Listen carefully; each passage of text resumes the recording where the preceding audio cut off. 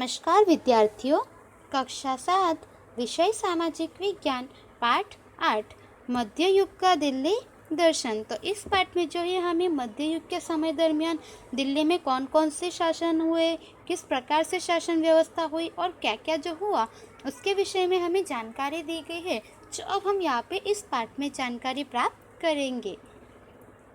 भगवती बहन उत्तर भारत के प्रवास में गई थी। उनको इतिहास का शौक था, अतः उन्होंने अपनी डायरी में दिल्ली के शासकों के विषय में लिखा था। इस प्रवास डायरी का पठन कक्षा में हुआ, जो इस प्रकार है। तो यहाँ पे हमें बताया गया है कि भगवती बहन जो है वे उत्तर भारत के प्रवास पर गई थी और उनको जो है इतिहास का बहुत शौक था। जैसे विद्यार्थियों सभी लोगों को अलग अलग शौक होता है, किसी को जो है इतिहास का होता है, कई लोगों को जो है कुछ जानने में शौक होता है, फिर इस प्रकार से अलग अलग शौक होता है। तो इस प्रकार से जो है भगवती बहन को भी इतिहास का शौक था और उन्हें जो है यह सब डायरी में लिखने का अच्छा लगा। तो इन सब का शौक था, इसकी वजह से उन्होंने अपनी डायरी में सब कुछ लिखा दिल्ली के शासकों के विषय में, जो कि उसके बाद में कक्षा में इसका पठन हुआ, जो इस प्रकार है। अब हम यहाँ पे जानेंगे गुलाम वंश। तो यहाँ पे हमें सबसे पहले जो है गुलाम वंश के बारे में बताया गया है। 13वीं सदी के शुरुआत में दिल्ली सल्तनत की स्थापना ईस्वी सन 1206 में हुई थी। तो यहाँ पे हमें बताया गया है कि 13वीं सदी जो थी उस सदी की शुरुआत में ही दिल्ली की सल्तनत में जो है यहाँ पे दिल्ली सल्तनत की स्थापना जो कि 1206 में हुई थी। गौरी के निधन के बाद उसका विश्वास पात्र गुलाम में से सरदार बना हुआ कुतुबुद्दीन ऐबक ने दिल्ली का शासन संभाला। इसके साथ ही दिल्ली की गद्दी पर गुलाम वंश की स्थापना हुई। तो यहाँ पे हमें बताया गया है कि गौरी जो है उसके निधन के बाद उसका विश्वास पात्र गुलाम जो है वह सरदार बना हुआ कुतुबुद्दीन ऐबक ने जो है अब यहाँ पे दिल्ली का पूरा शासन संभाला। और इसी के साथ ही जो है दिल्ली में जो है वहाँ की गद्दी पर गुलाम वंश की स्थापना हुई। भारत में सत्ता जमाने के उसे कई कठिनाइयों का सामना करना पड़ा, फिर भी शासन को स्थायित्व प्रदान किया। तो यहाँ पे हमें बताया है कि भारत में सत्ता जमाने के लिए गुलाम वंश की स्थापना करने में जो है उन्हें उस जमाने में कई सारी कठिनाइयों का सामना करना पड़ा था, फिर भी वाकई जो है शासन को उन्होंने स्थायित्व प्रदान किया था कि स्थायी शासन की व्यवस्था किस प्रकार से हो सके। उसने एक मीनार का निर्माण कार्य शुरू करवाया था। उसके बाद सत्ता पर आने वाले उसके दामाद इल्तुतमिश ने यह कार्य पूर्ण करवाया। यह मीनार यानी कि चित्र 8.1 में दिखाए जाने वाला मशहूर कुतुब मीनार। तो यहाँ पे हमें बताया है कि कुतुबुद्दीन ऐबक ने जो है एक मीनार का निर्माण करवाया था और जो है उनकी मृत्यु के बाद जो है उनकी सत्ता पर आने वाले उनके दामाद इल्तुतमिश जो है उन्होंने इस निर्माण कार्य को जो है पूर्ण करवाया था, जो कि यहाँ पे आपको नीचे चित्र में बताया गया है। कुतुब मीनार के निर्माण कार्य में हिंदू मुस्लिम निर्माण शैली का समन्वय दिखाई देता है। सल्तनत काल में यही राजधानी का स्थल था। तो यहाँ पे हमें बताया गया है कि कुतुब मीनार जो बनाया गया है उसके निर्माण कार्य में हमें हिंदू और मुस्लिम जो है दोनों प्रजाति की जो निर्माण शैली है उनका समन्वय यहाँ पे दिखाई देता है कि दोनों ही जो है दोनों शैली को यहाँ पे जो है वह समन्वय करके दिखाया गया है। और सल्तनत काल में जो है यही वहाँ की राजधानी थी। उसके बाद में यहाँ पे हमें आगे बताया गया है। कुतुबुद्दीन ऐबक के बाद गद्दी पर आने वाला इल्तुतमिश भी शुरुआत में गुलाम था। भारत के कई प्रदेशों को जीतकर दिल्ली सल्तनत के साथ जोड़ देने के कारण उसको गुलाम वंश का सच्चा स्थापक माना जाता है।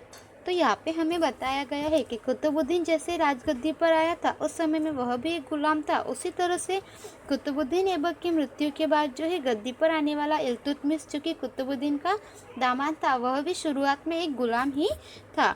और भारत के कई प्रदेशों को जीतकर जो है उसने दिल्ली सल्तनत के साथ जोड़ देने के कारण उसे जो है गुलाम वंश का सच्चा स्थापक माना जाता है, क्योंकि उसने जो है कई सारे प्रदेशों को जीता था भारत में और उन प्रदेशों को दिल्ली सल्तनत में जो है जोड़ दिया था, जिसकी वजह से दिल्ली सल्तनत का यहाँ पे विस्तार हुआ। तो इस कारण से जो है उसको गुलाम वंश का सच्चा स्थापक माना जाता है। उसके निधन के बाद दिल्ली की गद्दी पर उसकी बेटी रजिया ईस्वी सन 1236 में आई। तो यहाँ पे हमें बताया कि इल्तुतमिश जो है उसके निधन, उसकी मृत्यु होने के बाद दिल्ली की गद्दी पर जो है वहाँ पे इल्तुतमिश की बेटी रजिया जो है वह 1236 में आई। रजिया दिल्ली की गद्दी पर आने वाली प्रथम महिला शासक सुल्ताना थी।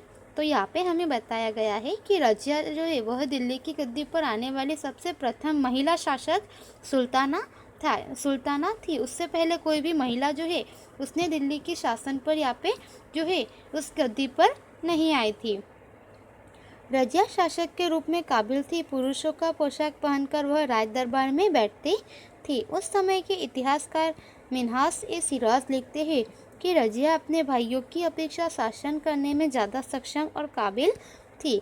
फिर भी वह एक स्त्री होने के कारण उसे शासक के रूप में स्वीकार नहीं किया जाता था। तो यहाँ पे हमें बताया गया है कि रजिया जो थी वह शासक करने में जो है एक काबिल थी। वह शासन व्यवस्था जो है संपूर्णतः संभाल सके ऐसी वह थी। पुरुष का पोशाक पहनकर वह राज दरबार में बैठती थी। और उस समय के इतिहासकार जो है मिन्हास-ए-सिराज भी ऐसे लिखते हैं कि रजिया जो थी वह अपने भाइयों की तुलना में जो है यहाँ पे शासन चलाने में और शासन करने में जो है ज़्यादा सक्षम और काबिल थी। उसमें जो है ऐसी क्वालिटी वगैरह थी कि जिसकी वजह से जो है वह इस तरह से यहाँ पे शासन कर सके। फिर भी एक स्त्री होने के कारण जो है उसे शासक के रूप में स्वीकार नहीं किया जाता था। तो यहाँ पे विद्यार्थियों आपको चित्र में जो है रजिया बेगम का चित्र बताया गया है।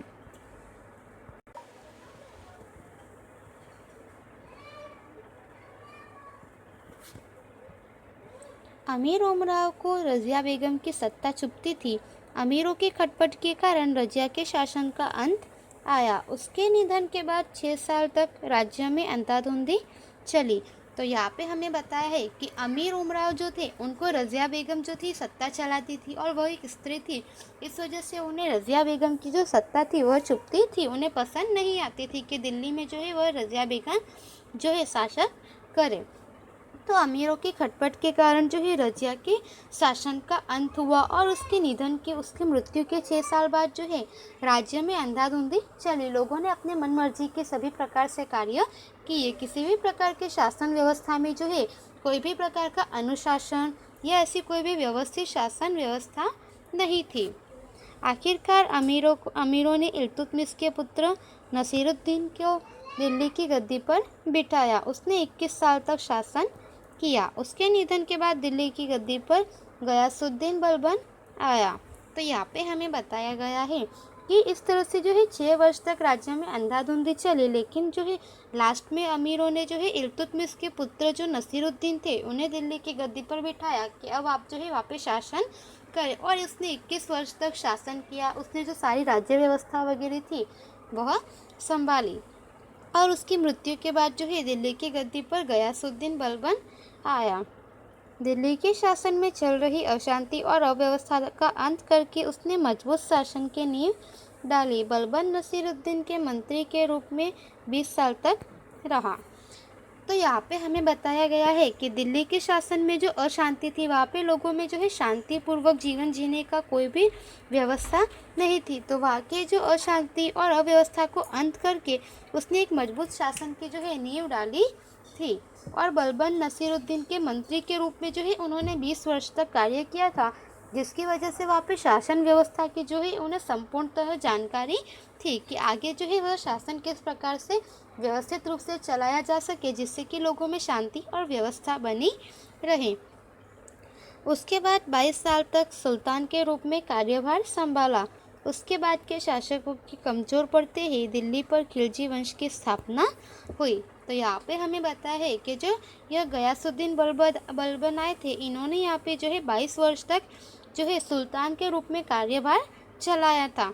और उसके बाद में जो है जो भी शासक आए यहाँ पे दिल्ली की गद्दी पर वे कमज़ोर रहे। इसकी वजह से दिल्ली की गद्दी पर जो है अब गुलाम वंश की जगह खिलजी वंश की स्थापना